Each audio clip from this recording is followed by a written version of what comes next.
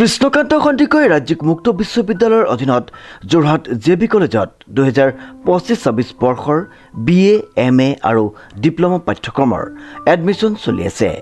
এডমিশ্যনৰ last date 31 July 2025।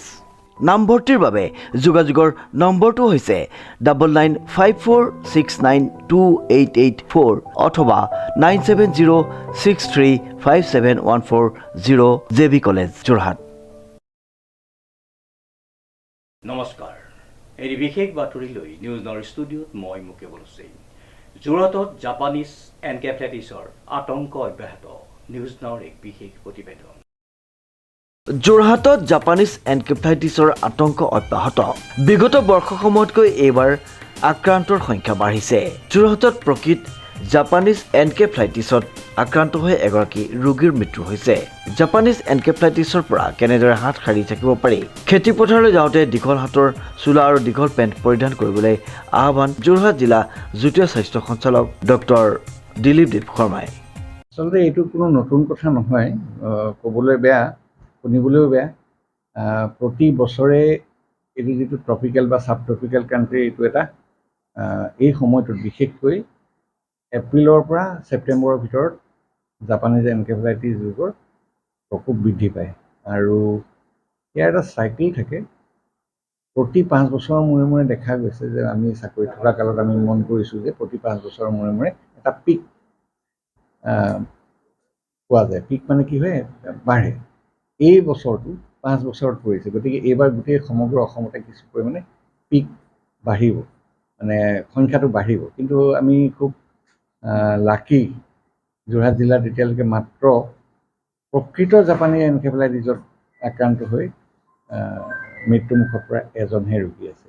বাকীবিলাকৰ কোনোবাৰ positive থাকিব পাৰে, ব্লাডত পজিটিভ এনেকুৱা ধৰণৰ আছে, কিন্তু সেইবিলাকৰ আনুষংগিকভাৱে যিবিলাক ৰোগী ইতিমধ্যে ভালো হৈছে, সৰহভাগে অন্যান্য কিছুমান ৰোগৰ লগত জড়িত আছিলে, যেনে টাইফইড, ফিভাৰ, ষ্ট্ৰ'ক ইত্যাদি এইবিলাকৰ লগত জড়িত আছিলে। আৰু মই ভাবোঁ যে মই ICMR লগত কথাও পাতিছোঁ যে এই ৰোগৰ বীজাণুটো পোৱাটোৰ ক্ষেত্ৰত আৰু যিটো পজিটিভ পায়, সেই পজিটিভটো আমাৰ আগত যদি 3টা ভেকচিনেশ্যন হয় আৰু তাৰ যদি এটা সেই ভেকচিন দিয়াৰ পিছত যদি মানুহজনৰ প্ৰতিৰোধ ক্ষমতাটো বাঢ়ি যায় আৰু এই প্ৰতিৰোধ ক্ষমতাটোৰ এটা টাইটাৰৰ ওপৰতো পজিটিভ কিছুমান পোৱা যায়, সেই পজিটিভ পোৱা মানেই জাপানীজ এনকেফেলাইটিছ ৰোগত আক্ৰান্ত বুলি আমি ইমান নাভাবোঁ। কাৰণ আমাৰ যিটো ইমান দিনৰ যিখিনি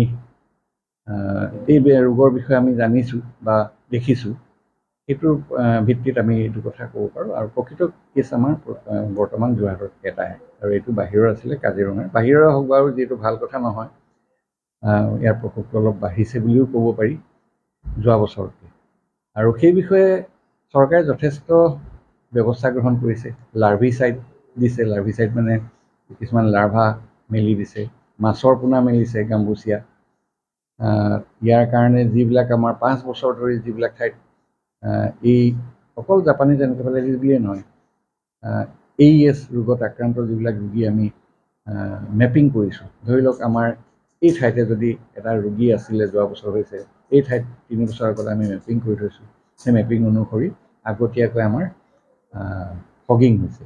ফগিংটো অৱশ্যে কমাই, নোকোমোৱা নহয়, কিন্তু বৰষুণ দিলে আকৌ তাৰ যিটো ক্ৰিয়া থাকে, সেই ক্ৰিয়াটো নাইকিয়া হৈ যায়।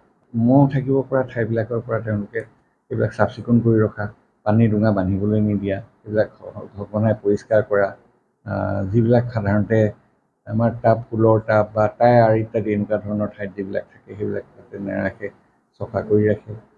আৰু যেতিয়া খেতিলৈ যায় বা তেনেকুৱা ধৰণৰ কামলৈ যায়, ফুল শ্লিভ, মানে হাত দীঘল চোলা, হাত দীঘল পেণ্ট, জোতা ইত্যাদি পিন্ধাৰ ব্যৱস্থা কৰা, এইবিলাক কৰিলে যথেষ্ট পৰিমাণে এই ৰোগ মানে বঢ়া বাচি থাকিব পাৰে। মহৰ পৰা যিহেতু হয়, মহৰ কি ধৰণে গাহৰি পোহাৰ ক্ষেত্ৰতো কথা আহে।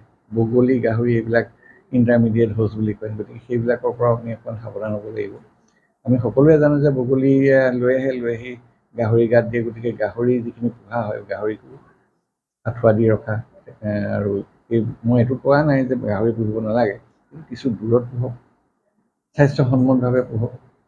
তেনেকুৱা কৰিলে সেই ঠাইবিলাকৰ পৰা আমি হাত সাৰিব পাৰোঁ। প্ৰধানকৈ ইণ্টাৰমিডিয়েট হোষ্ট এটা গাহৰিয়ে হয়। জীৱ জন্তুৰ ক্ষেত্ৰত অলপমান সাৱধান হ'ব লাগে আৰু লগতে চাফ চিকুণকৈ ৰাখিব লাগে। বহুত ঠাইত ৰখা দেখা যায় তেনেকৈ। আৰু কিন্তু কি হয়, সেই ঠাইত যদি মহৰ উৎপাদন হয়, মহে যদি এই বীজাণুটো পায়, 3 কিলোমিটাৰ বা 5 কিলোমিটাৰ দূৰত গৈ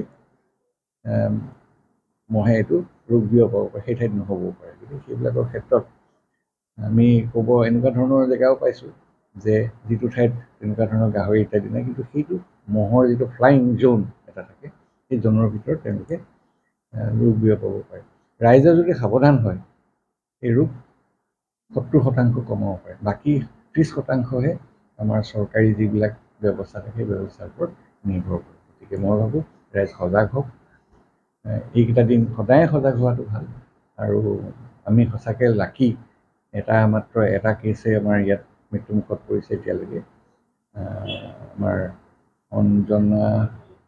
অঞ্জনা শইকীয়া নেকি, হেৰি আছিল, মই পাহৰিলোঁ নামটো, কাকজানৰ আমাৰ অংগনবাদী ৱৰ্কাৰ এগৰাকী। তেওঁলোকৰ ঘৰত কিন্তু বৰ চাফ চিকুণকৈ বস্তু ৰখা নাছিলে।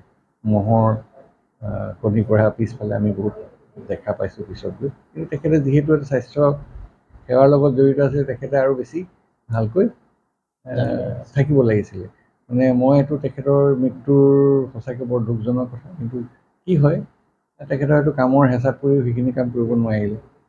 কিন্তু সেইখিনি কাম কৰাহেঁতেন তেখেতে হয়তো সেই ঘৰখন, ওচৰ চুবুৰীয়া ৰক্ষা পৰিলে। আৰু এইটোও ঠিক যে আপোনাক কামোৰক বা মোক কামোৰক, যদি আমাৰ প্ৰতিৰোধ ক্ষমতা ভালে থাকে, আক্ৰমণ কৰিব নোৱাৰে। সেইটো এটা ফেক্টৰ থাকে। গাহৰি পালন, বগলী আদিৰ পৰা দূৰত্ব বজাই ৰাখি জাপানীজ এনকেফেলাইটিছৰ পৰা হাত সাৰি থাকিব পাৰি বুলি জানিবলৈ দিয়ে যুটীয়া স্বাস্থ্য সঞ্চালকগৰাকীয়ে। অনুপম বৰাৰ ৰিপৰ্ট, নিউজ নাও।